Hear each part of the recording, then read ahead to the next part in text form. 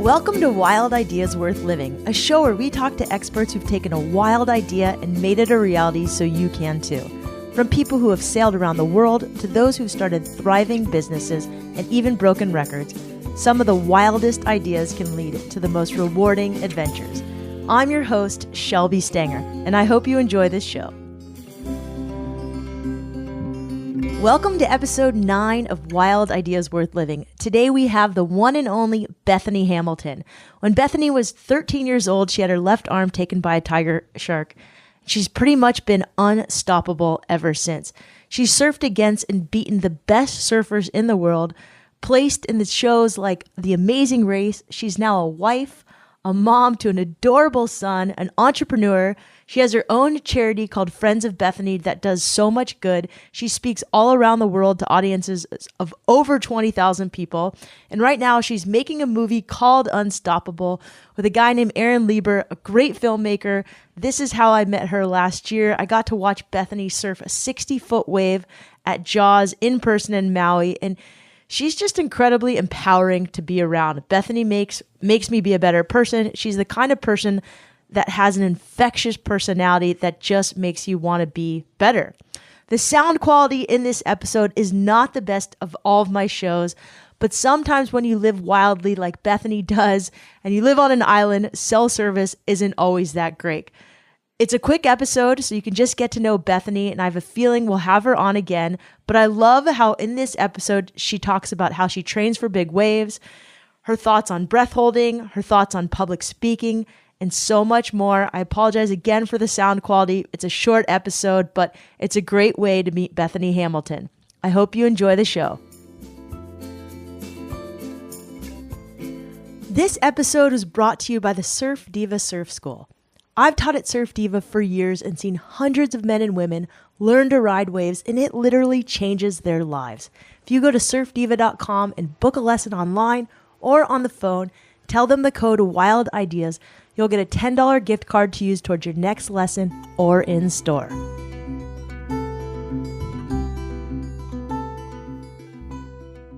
This episode was also brought to you by Graced by Grit. I love this female-owned brand because they're all about helping women cultivate their grit to find their grace. They also make kick-ass activewear clothes. I can literally go running in my yoga pants from Graced by Grit, throw them in a ball, wear them the next day, and they still look great. And they fit amazing, which is always important when you're running and doing yoga and all sorts of active activities, living wildly. If you go to gracedbygrit.com and enter code WILDIdeas, you'll get 20% off your first order.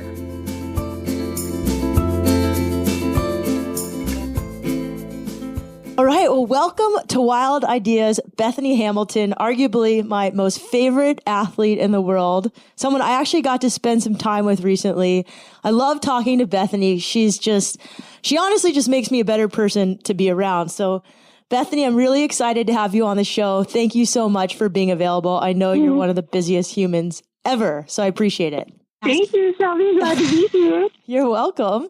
I'm just going to start asking you questions because your time is really valuable. So the first thing is you've taken a lot of wild ideas and made them possible. First of all, from continuing to surf despite the shark attack to then winning contests, just making movies, doing The Amazing Race, having a baby. Now you have this nonprofit, Friends of Bethany, that really provides encouragement to women through faith. I love that. Can you just tell me one thing you do to make a wild idea happen? And I know you and I have talked a lot about goals in the past. So what's one thing you do that really helps you make a goal or a wild idea come to life? I think for me, just having passion behind reaching towards my different goals, reach hard and far. And sometimes it feels daunting, but once you get there, you're like, okay, that was worth it. And yeah, it's just fun along the way. So one of the things that I would love to understand more is it about having a community? Does it all come from within, or is it surrounding yourself with really good people? For me, I think it's definitely a combination of things. I've found that, especially since I got married, my husband would just notice, like, wow, I'm so motivated. Like, you just stay motivated all year long, and you just go, go, go. And, like, he meant it as a compliment, and I I don't know, I never really like analyzed myself in how I go about things. And I was like, yeah, I really just love what I do and I love chasing my dreams and I love having the support of my family along the way or getting advice from coaches if I need advice in certain areas. And I don't know, a lot of it comes from me, but then I also am like the type of person who can like soak up knowledge or information or guidance from other people when I'm not so sure. And so it's like I do it, but then I couldn't do it at the same time. I think that's really interesting. You do go after really good coaches, and I only know specifically to surfing, but could you maybe point out an example in your life where you've had to ask for advice and it's really helped you with whatever it is that you're doing? Yeah. One example, I really love public speaking, but it didn't come natural for me. And I definitely have my own style and more raw and real. And I just talk as if I'm talking to like my good friends. But that's not necessarily easy to do in front of 500 to 20,000 people. And so I sought after advice from like a speaking coach when I was kind of really getting more and more into it and just did a few sessions with them. And it really like just gave me a lot more confidence and guidance towards how to get across the messages that I wanted to share and kind of just be more confident in front of a large crowd and just do a good job because, I want to make the most of everyone's time when they come to hear me speak. Leave them feeling really encouraged and whatever it is that they got going on in their life. So to me, like, it was really helpful to seek out some of that for a living, and that's their specialty, and it wasn't mine, but it's becoming my specialty, or I'm becoming better and better at it, and it's just one of those things you have to put time into it, and by doing it, you get better and better. So I'd love to talk to you more about public speaking, because this is an area that is kind of new to me too. And first of all, I want to get the name of that coach. That sounds awesome. But also, is there something that you do before you go up in front of 20,000 people? I mean, I've heard the whole saying, imagine everybody in the room naked. Now that wouldn't work for me. I mean, it would be funny and make me laugh, but I would probably get more nervous. Is there something you do before you're in front of 20,000 people that helps? Yeah, I think things that help me, definitely just thinking about who my kids, if it's a younger crowd or an older crowd or, a very athletic crowd or a faith-based crowd, like kind of just adjust on how I would talk to them, so to say. Like if I'm talking to preschool kids or high school kids, I'll change it up a bit. But like really my message and what I share is kind of the same thing. It's just maybe a little different according to who they are, what their age is, and I don't know. After doing it so much, it's not necessarily a fear getting out on stage in front of a lot of people. I want to continue on with this thought about getting up in front of people or doing uncomfortable situations. When I met you, it was last year at this time, and you were about to surf Jaws, somewhere you'd been maybe once before. But the day we went out, you seemed completely cool and calm. And then you dropped into not just one 60-foot wave, but a couple of 60-foot waves. How are you not scared? I guess it's kind of like the situation that I was going into, I've been preparing for, like in a sense, my entire life. Ever since I was a young girl, just being in the ocean and, growing in my ability to ride waves and thinking on it and dreaming on it. And then finally it's here. And I mean, deep inside, there is some fear, but at the same time, it's like, wow, this is my time to shine. And like, I'm about to have like the time of my life. I don't know. Yeah, it's something to me, it was an exciting opportunity and something I'd been looking forward to for years. For the audience listening who doesn't maybe know what I'm talking about, Jaws is a wave in Maui that breaks in the middle, well, not totally in the middle of the ocean, but it does feel like it comes out of nowhere. And it's this giant wave. It is beautiful. Bethany went out there. We were on the boat. She jumped off. She was so excited. She didn't seem the least bit scared. I honestly thought I was going to just have a meltdown watching her because I was scared. But Bethany was cool and calm the whole time. just smiling from ear to ear. It was so refreshing to see. I really loved that moment. But the next day, Aaron said you guys went out maybe a day or two later, and there was a couple experiences where you either had to bail your board or something with the jet ski, and you had to take a few waves on the head. And to the audience who doesn't surf, that means that you had to let a giant wave pretty much crash on your head.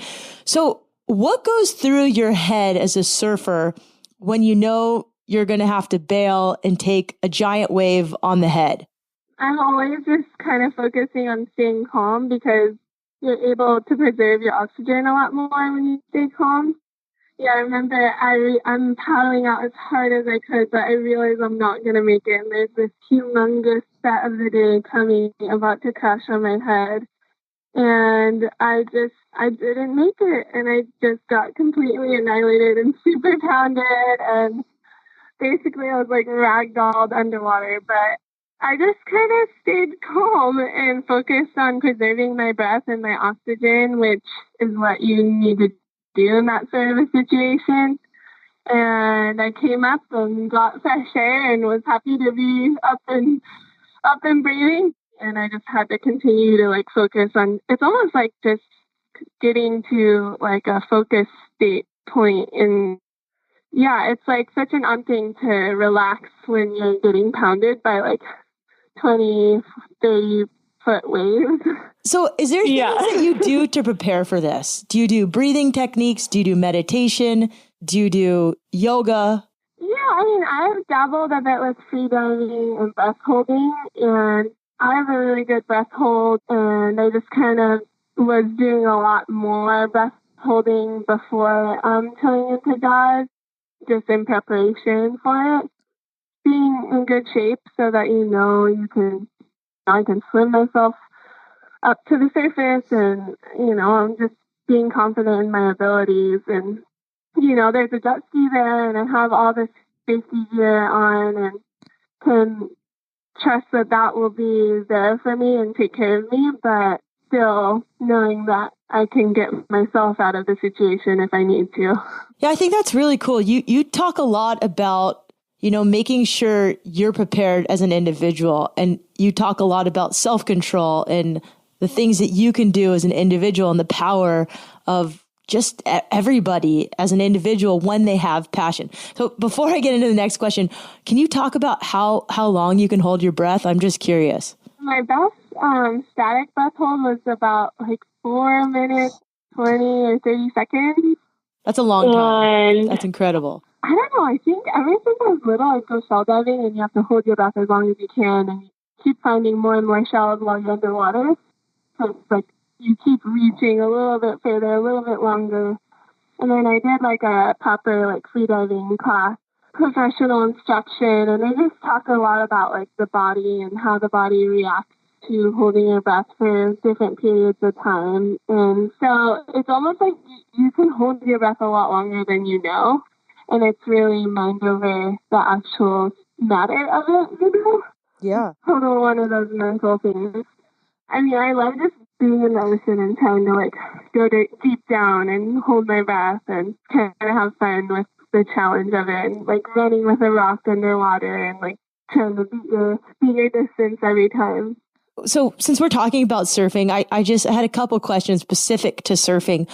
What's one exercise that you think has really helped your surfing above other exercises? I definitely really appreciate just a simple squat or different types of squats, because just being able to low that position with strong leg strength is like so essential, I think. And I would break it down to the simplicity of it and just having like a good strong core, good strong like squat going. But it's a lot more fun. I don't know, I love doing all different types of exercises, and I don't know, keeping it fresh for myself, and everything from running to the beach, swimming, different sorts of cross training, and I do all sorts of stuff with the TRX and plank work and lunges, and I don't know, just keeping it fresh for me is really important, because otherwise I get bored, and keeping my eyes on the prize, that's why I do it. Yeah, I think that's interesting that you also said that you you like squats, because most people think of surfing as an arm exercise, paddling out. And yet core and legs are so essential to surfing. I always like talking to you about the ab exercises you did, because you had a baby and then you went out and you not only surfed contests, but you quickly after having a baby surfed Jaws and then beat the number one surfer in the world.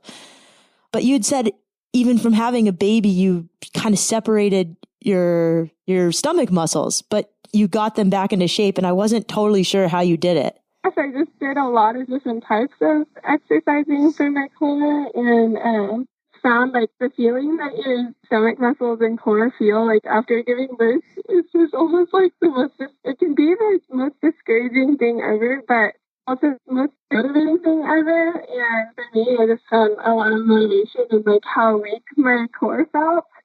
And so it kind of like just put me on this drive to like have a really strong core. And I definitely think my core is the strongest it's ever been post-birth. Wow. And so that's pretty fun. Like I can just feel the strength coming into my surfing. One of the things you do really well that everybody is impressed with is you paddle really well with one arm, faster than most people do with two arms. What is your technique, especially when going under a wave with one arm? I've always been a really fast swimmer, and I guess I'm tall and long, so I at least have that on my side. Long and strong. I kick a lot and just make the most of what I got. And duck diving, I have a handle on my board to help just push underneath the waves. And I don't know, I just kind of mermaid my way out. I think your dad told me that you look through, when you're underwater, you sort of look at the air bubbles and try to find spaces. Is that true? Oh, yeah. I totally do that. Like, you can kind of weave your way underwater. Well, that's interesting. I've tried to do that, but I haven't yet figured that one out. Besides exercising, Bethany, you eat really healthy, and we talk about food a lot. I love talking about food with you, maybe because I'm always hungry. What sort of guidelines do you stick to when it comes to nutrition? What are your favorite things to eat and to cook that really fuel your lifestyle? Because you're really busy. I really love to focus on eating organic, just incorporating a lot of different vegetables and kind of eat a whole food diet and like try to have a lot of variety, because I think like it's so easy to become just a creature of having eat the same thing over and over again. So lately I found my family and I are trying to eat a lot more variety, and we're not like necessarily vegan. There's no like term to how we eat. We just kind of eat a variety of whole foods and organic animal products and sustainably caught fish, and focusing on the healthy, real foods that are so delicious and good for you. No, it's good. And you really focus for Tobias, your son, as well. You've really been good about trying to keep things organic and healthy and as natural as possible, which I think is a testament, because that kid is a great kid and he's full of energy and an adorable young man. For those of you who haven't seen Bethany's son, go on her Instagram account. He's probably one of the cutest kids in the world. So Bethany, you do a lot now. You're a mom, a wife, an entrepreneur, a professional surfer. You're making a movie. You do a lot every day. Is there one thing you do every morning that just helps you get through the rest of your day? Yeah, I found, well, now that I'm a mom, the morning routine is a lot different than it used to be.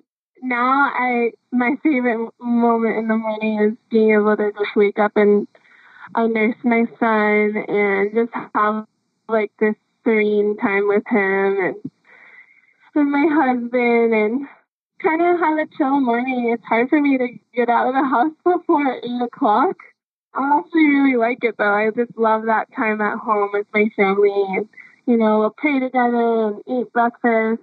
And my hubby makes me amazing coffee, and we'll switch it up sometimes and have green juice or smoothie. I don't know, not like rush out the door, but kind of chillax together, and I really love that and cherish that time. I love that you said chillax. That's a great verb. We chillax together in the morning. It's a good one. Yeah. Yeah. What have you learned most from being a mom? Just love just seeing my child develop in front of me every single day and grow more and more. He's at this amazing age where he's just over a year and a half, and he's running around and getting into all kinds of trouble, but like making us laugh and just like he has the sweetest giggles. I don't know, just teaching him more and more about life. It's a lot of fun. And I realized that like yes, there is some sacrifice to it and like giving up of self. And I think that's such a beautiful thing and dedicating part of your life to your little being that's come out of you, and it's really an awesome thing, and teaching me a lot, and it's a lot of fun. I just look forward to every single day with him, and just seeing my husband and the way he teaches Tobias too, and has fun with him and put him around. It's definitely great joy. Is Tobias talking yet? Yeah, he's starting to mimic us, so thankfully we don't swear, so he hasn't had any foul mouth come out yet, and he's a good little boy. He's screaming and laughing and saying whatever we say, or he's trying. That's funny. How long has it been since you've been married to Adam? We've been married 3.5 years now. 3.5 years, and you immediately went on The Amazing Race right after you got married or when you got engaged? Yeah, that was right after we got married, probably a few months. That was definitely like a test of our relationship. We came out strong, but it was super fun and challenging, and that was something we'll always look back on and have fun memories of wild adventures together. I just think that everybody who gets married should do The Amazing Race together, because that's a real good way to know if your partner is going to make it or not.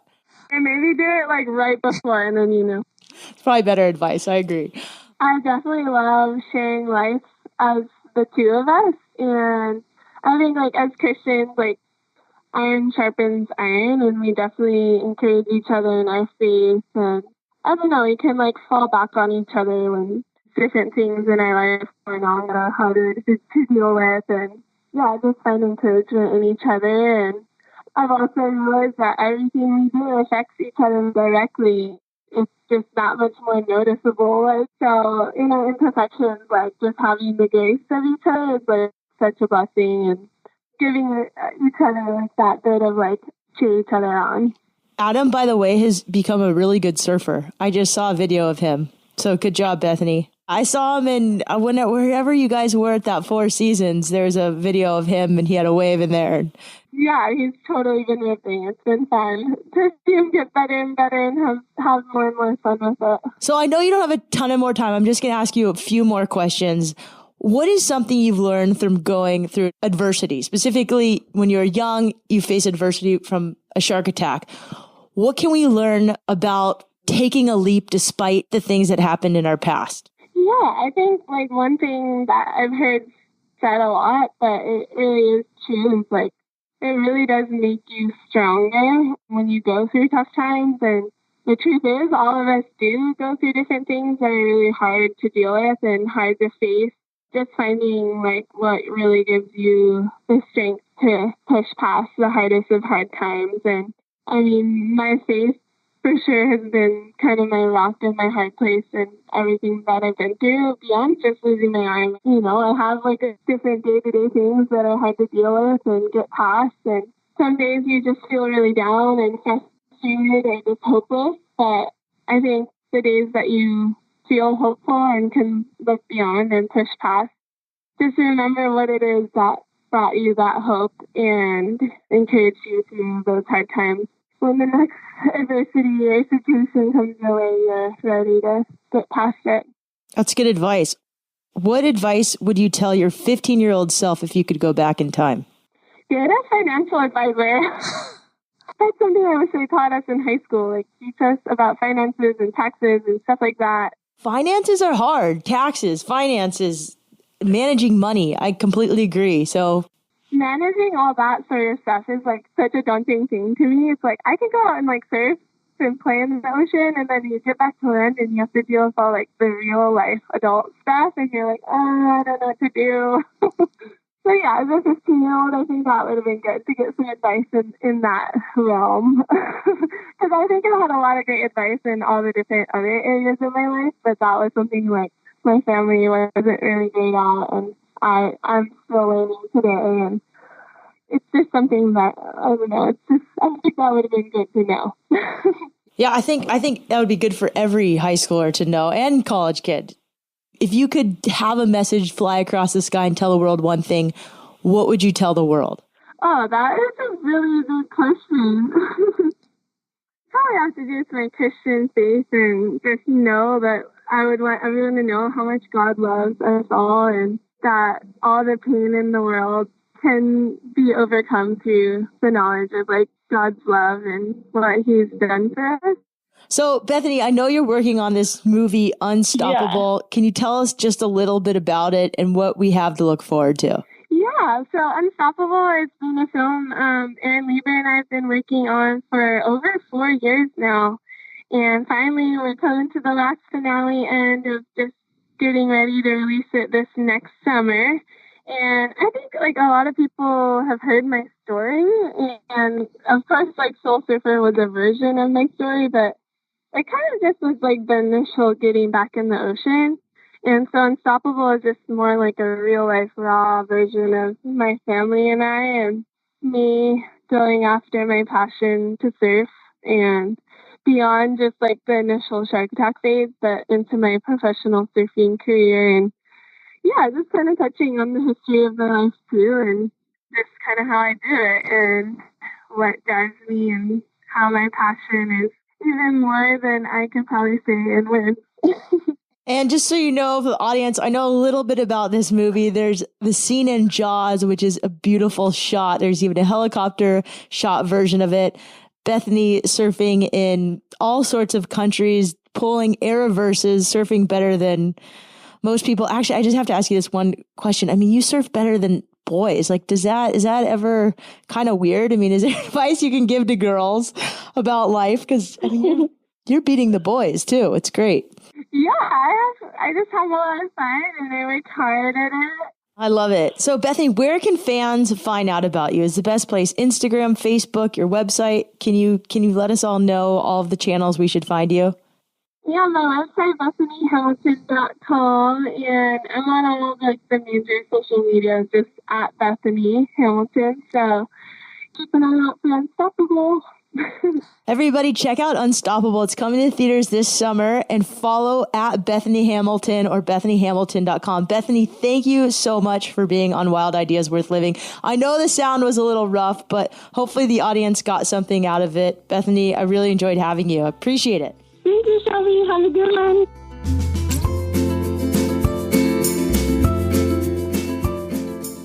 It's always great talking to Bethany Hamilton. She's always empowering to be around. If you don't think you can do something, well, hopefully now you have a different attitude about it. I know that sound quality wasn't awesome, but hopefully we'll have Bethany back in person when we see her next. I love being around her. Definitely check out her website, BethanyHamilton.com. You can check out all of Bethany's activities on social media. She's on Facebook, on Twitter, on Instagram, just at Bethany Hamilton. The Facebook page for her movie, Unstoppable, is also being updated right now. The movie comes out this summer. And hopefully when it comes back, Bethany will have you back for round 2, maybe in person. I hope everyone enjoyed the show. Thank you all for listening. Thank you for subscribing. Thank you for all the iTunes reviews. I am loving them. Friends, if you get a chance and you can subscribe on iTunes and leave a review, it greatly helps the podcast. I'll read you one from Wal Martin. Don't wait till you're broken. Whatever your current life situation might be, Shelby's pod series is an inspiring collection of positive insights that will motivate, encourage, and charge up the real you, the you that you were before life taught you otherwise. So thank you, Wal Martin. I really love that name. There's some funny reviews on there as well. So thank you again for listening. Thank you for subscribing. Thanks to Bethany for being on the show. Wherever you are, remember the best adventures happen when you follow your wildest ideas. We'll see you next week.